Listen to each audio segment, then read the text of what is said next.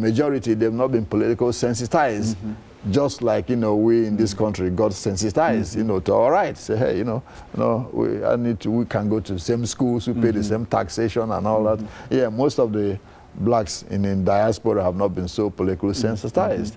And because they lack the political muscle, or even the financial resources to do anything, you know, because the government in most of those societies control the economy. Okay. It's not like our economy that's almost in private hands. You know, big corporations can donate to any agitator they want, you know, the support here. But in those countries, the government controls the resources. Okay. So in order for you to be effective as an agitator, one way or the other, you have to knuckle a little bit to the government. Okay. Yeah, if you're a newspaper publisher, okay, you say, well, hey, you have to start agitating. The government can cut off the print. Okay. You won't get no print for your paper. If you're a TV station, they can shut it down, you know, without going through any legal process.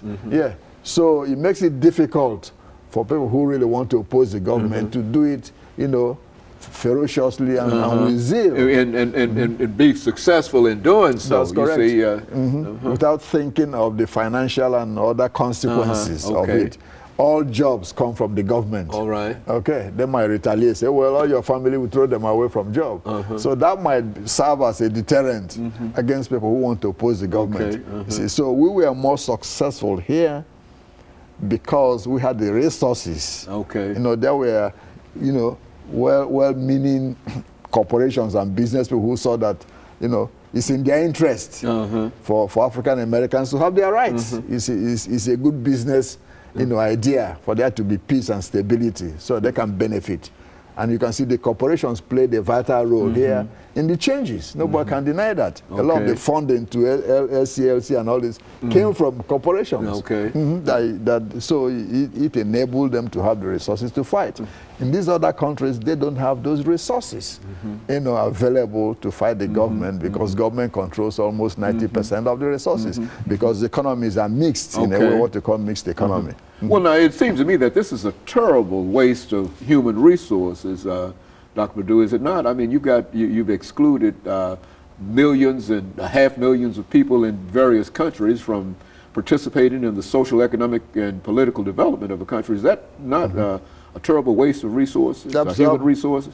Absolutely, absolutely. You know, in South America alone, you have about between 150 to 200 million, you know, Africans who live. Like I said before, Brazil alone has about 90 million. You know, so this is a huge, you know, waste of human resource that needs to be tapped.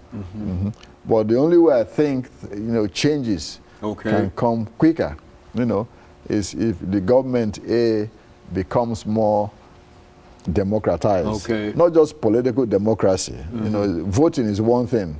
Controlling the means of production and resources is another. Very good. So that's one way the Africans in diaspora can prosper when they start sharing in the economy of those countries where they live, control the resources, or be part of, you know, the group that controls the resources. Then they could be able to fight for their rights effectively. And so you think that Africans in the United States has had a tremendous opportunity over some of the others, primarily because of their ability to agitate and to become politically sensitive to all of these things. Is that what we're saying? Absolutely, and because of, you know, because of education, you know, because of education and resources. You know, in most of these other countries, most of the Africans are not educated at all, almost 3/4 of them. So you don't have that powerful middle class that we had in this country to lead any kind of, you know, revolt. And you know, most of the time, most revolutions are led by the middle class. They're led by the middle class. And really, for all practical purposes, there are no black middle classes as such in many of these countries. Absolutely, absolutely. In most of these countries, you don't have what you call really a strong black middle class. And of course, Dr. Madu, we're ending this show for today, and I just want to thank you for reminding us, because I think that so many of us simply see the Africans in America, in the United States, and we think that that is a condition of Africans everywhere. if we are aware that there are other Africans everywhere. And I think that this show will go quite a way in determining where Africans are. And of course, let me encourage our audience to tune in again next week for another informative edition of Comments. Thank you and good morning.